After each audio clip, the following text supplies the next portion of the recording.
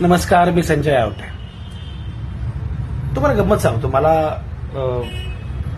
काही दिवसांपूर्वी जेव्हा अजित पवारांचा राष्ट्रवादी काँग्रेस पक्ष भाजपसोबत गेला तेव्हा मला त्या पक्षाच्या एका मोठ्या नेत्यानं असं विचारलं होतं की भाजप एवढा शक्तिशाली आहे, त्यामुळे भाजपला विरोध करणं बरोबर नाही, कारण विरोध जर केला तर भाजप आम्हाला संपवेल. तुम्हाला काय वाटतं? मी म्हटलं, विरोध केलात तुम्ही तर भाजप तुम्हाला संपवेलच, पण मैत्री केली तर हमखास संपवेल. यात चूक भाजपची नाहीये. शक्तिशाली जेव्हा एखादा देश असतो, एखादा पक्ष असतो, एखादी व्यक्ती असते, तेव्हा त्याला विरोध करणं आणि मैत्री करणं या दोन्हीची किंमत चुकवावी लागते. मला ते वाक्य आठवलं हेनरी किसिंजर यांचं. हेनरी किसिंजर जेव्हा अमेरिका अधिक युद्धखोर होती आणि अवघ्या देशावर अमेरिकेचं नियंत्रण होतं, तेव्हा हेनरी किसिंजर असं म्हणाले होते, if enmity with America is catastrophic then it's friendship is deadly. अमेरिकेसोबतचं शत्रुत्व हे प्रलयंकर असेल, भयंकर असेल, पण अमेरिकेसोबतची मैत्री सुद्धा डेडली आहे, जीवघेणी आहे, एवढी सोपी नाही आहे. आणि हे खरं आहे. आजवर भाजपसोबत ज्या ज्या लोकांनी मैत्री केली त्या लोकांचं काय झालं याला इतिहास साक्ष आहे. आणि मी पुन्हा सांगतो की यामध्ये भाजपची चूक काही नाही आहे. जो पक्ष आपल्याला वाढवायला त्याची इच्छा असते की आपला पक्ष वाढला पाहिजे, तेव्हा स्वतःचा पक्ष वाढवताना या गोष्टी घडत असतात. त्याचा विचार इतरांनी केला पाहिजे. भाजपला दोष देऊन चालणार नाही. मी मागे असं म्हटलं होतं, हे भान होतं पंडित नेहरूंना. 1964 पर्यंत पंडित नेहरूंनी जनसंघाला अजिबात सत्तेमध्ये येऊ दिलं नाही, स्थान दिलं नाही, जवळ येऊ दिलं नाही. कारण जनसंघ एकदा वाढला की तो काय करेल याचा अंदाज नेहरूंना होता. नेहरू गेले आणि 1967 मध्ये 9 राज्यांमध्ये जे सरकार आलं त्यामध्ये जनसंघ सत्तेमध्ये होता. त्यात प्रामुख्यानं 4 राज्य महत्वाची. त्या 9 राज्यांपैकी उत्तर प्रदेश, बिहार, हरियाणा आणि पंजाब. गंमत म्हणजे ज्या 9 राज्यांमध्ये जनसंघ सत्तेमध्ये आला तिथे तो मुख्य पक्ष नव्हता. मुख्य पक्ष वेगळेच होते, पण जनसंघ फक्त छोटासा पक्ष म्हणून त्यांना चंचू प्रवेश केला. आज त्या 9च्या 9 राज्यांमध्ये भाजप बलदंड आहे आणि ज्या पक्षांच्या मदतीनं भाजप सत्तेमध्ये तिथे दाखल झाला ते पक्ष मात्र इतिहास जमा झालेले आहेत, अशी अवस्था आहे.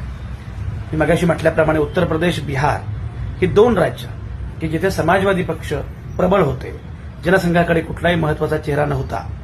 राम मनोहर लोहिया, चौधरी चरण सिंग असे नेते फार शक्तिशाली होते. त्यांना सोबत करत चंचू प्रवेश केला भाजपनं. आज मात्र उत्तर प्रदेश आणि बिहार या दोन्ही राज्यांमध्ये भाजप बलदंड आहे. उत्तर प्रदेश हा तर भाजपचा बालेकिल्लाच मानला जावा अशी अवस्था आहे. बिहारमध्ये सुद्धा आता नितीश कुमारांच्या पेक्षा सुद्धा भाजपचं स्थान अधिक महत्वाचं झालेलं आहे. तीच अवस्था पंजाबमध्ये आहे, तीच अवस्था हरियाणामध्ये आहे. पंजाबमध्ये जरी आता सत्तेमध्ये आम आदमी पक्ष असला तर तिथला अकाली दल कुठं आहे? तुम्ही गंमत बघा. मी मगाशी म्हटल्याप्रमाणे ज्या ठिकाणी म्हणजे भाजपनं असा प्रयत्न केला की आपण नमती भूमिका घ्यायची, आपण छोटा पक्ष म्हणून सुरुवात करायची, एखाद्या मोठ्या पक्षाला मदत करायची आणि सत्तेमध्ये वाटा मागायचा. आणि त्यानंतर मात्र म्हणजे 1977 मध्ये जेव्हा जनता पक्ष स्थापन झाला इंदिरा गांधींना विरोध करण्यासाठी आणि बडेच्या विरोधामध्ये, आणि जनता पक्षाचा अवतार संपला 1980 मध्ये, पुन्हा इंदिरा गांधी आल्या. जनता पक्षाचा अवतार संपल्यानंतर बाकीचे पक्ष गेले, पण जनता पक्षाचा वारसा चालवला भारतीय जनता पक्ष. म्हणजे जनता पक्षाच्या त्या सगळ्या जनता सरकारमधला जनसंघ हा छोटा पक्ष होता, पण त्यानंतर मोठे पक्ष संपले, इतिहास जमा झाले आणि भारतीय जनता पक्ष मात्र पुढे गेला. हा भारतीय जनता पक्ष नीटपणे समजून घेतला पाहिजे. म्हणजे मी मगाशी उल्लेख केला, तुम्ही गंमत बघा, पंजाबमध्ये अकाली दलासोबत भाजप सत्तेमध्ये आलं आणि शिरोमणी अकाली दल आणि भाजप यांची युती जवळपास 20 वर्षांची. पण त्यानंतर मात्र आता अकाली दल कुठे आहे? ज्या शिरोमणी अकाली दलाचा भाजप हा पंजाब हा बालेकिल्ला होता, तो पंजाब शिरोमणी अकाली दलापासून गेला, आता आम आदमी पक्षाकडे आहे. पण तिथे शिरोमणी अकाली दल मात्र संपला. ही महत्वाची गोष्ट आहे, हे लक्षात घेतलं पाहिजे. बिहारचा मी मगाशी उल्लेख केला. बिहारमध्ये नितीश कुमारांचा जनता दल युनायटेड आणि भाजप यांची सत्ता आता आहे. खरं म्हणजे नितीश कुमार हे तिथले महत्वाचे नेते. त्या तुलनेमध्ये भाजपचं काही स्थान फारसं नव्हतं, पण नितीश कुमारांना सोबत घेत भाजपनं सत्तेमध्ये स्थान मिळवलं. आणि आत्ता अवस्था अशी आहे की नितीश कुमारांपेक्षा सुद्धा भाजपचा पक्ष, भाजप हा अधिक बलदंड आहे. आता जी निवडणूक झाली त्यामध्ये नितीश कुमारांना मुख्यमंत्री पद दिलं भाजपनं, पण ते दिलं. तिथे सगळ्यात शक्तिशाली आहे भाजपच.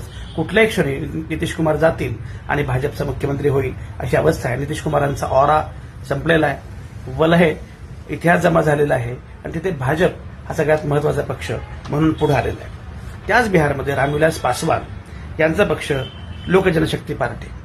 आता मजा बघा, त्या एलजेपीमध्ये पासवान गेल्यानंतर फूट पडली आणि दोन्ही पक्षांसोबत, दोन्ही गटांसोबत भाजपनं सारखेच संबंध ठेवले. आता चिराग पासवान भाजपसोबत आहेत, पण सगळ्यात महत्वाचं म्हणजे भाजप बलदंड आहे.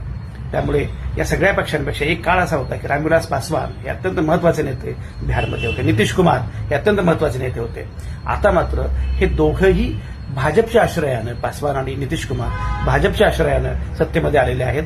भाजप सगळ्यात महत्वाचा पक्ष. तुम्ही गंमत बघा, म्हणजे ओरिसामध्ये 1998 ते 2009 अशी जवळपास 10 वर्ष तरी, किमान 10 वर्षांहून अधिक काळ बिजू जनता दल आणि भाजप यांची युती होती. खरं म्हणजे बिजू जनता दलाचे बिजू पटनायक यांचा वारसा फार मोठा. नवीन पटनायक हे ओरिसाचे हिरो मानले जायचे. त्यांच्यासोबत भाजपनं अलायन्स केली आणि हळूहळू बिजू जनता दलाचं महत्व कमी होत गेलं, भाजपचं महत्व वाढत गेलं. जे नवीन पटनायक हा चेहरा होता ओरिसाचा, ज्यांना नायक मानलं जात होतं, ते नवीन पटनायक बाजूला पडले आणि आता ओरिसावर पूर्णपणे राज्य आहे ते भाजपचं. भाजपनं ओरिसा काबीज केलेला आहे. महाराष्ट्रामध्ये गंमत बघा, म्हणजे 1990 पासूनचा हा सगळ्याचा इतिहास आपण बघितला की शिवसेना हा सगळ्यात महत्वाचा पक्ष होता आणि भाजपनं शिवसेनेसोबत जायचा निर्णय घेतला. शिवसेनेच्या बाळासाहेब ठाकरेंना अतिशय महत्वाचं स्थान मिळालं आणि बाळासाहेबांनी मग भाजपला सोबत घेतलं, युती झाली. एक काळ असा होता की शिवसेना हा सगळ्यात मोठा पक्ष होता, भाजपपेक्षा सुद्धा थोरला भाऊ होता शिवसेना. बाळासाहेब ठाकरे म्हणतील तसं व्हायचं. मातोश्रीवर सगळ्या बैठका व्हायच्या. दिल्लीमधले नेते भाजपचे मातोश्रीवर यायचे. पुढे सगळ्या गोष्टी घडल्या आणि आजची अवस्था काय आहे, म्हणजे त्यानंतर 2014च्या निवडणुकीमध्ये भाजप अत्यंत महत्वाचा मोठा पक्ष झाला.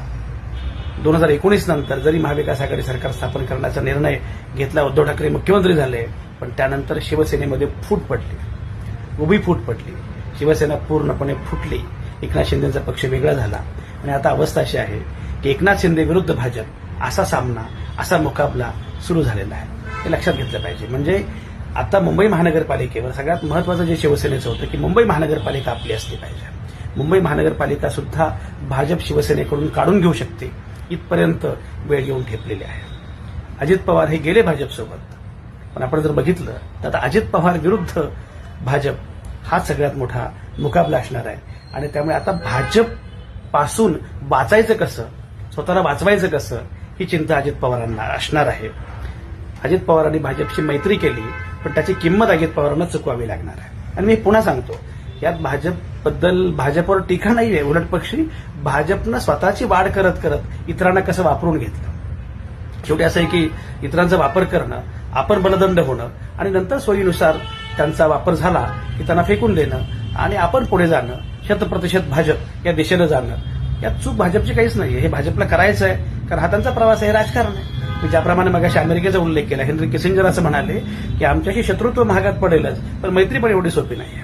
तुम्ही जर बघितलं तर सगळे म्हणजे जगभरातले अगदी सद्दाम हुसेन पासून ते झिया उलकपर्यंत, लिबियापासून इजिप्तपर्यंत सगळीकडे आपापले सत्ताधीश अमेरिकेनं बसवले, पण गरज संपली की बरोबर त्यांचं पुढे काय झालं हे पण आपल्याला माहिती आहे. त्यामुळे हे इतरांनी ओळखलं पाहिजे.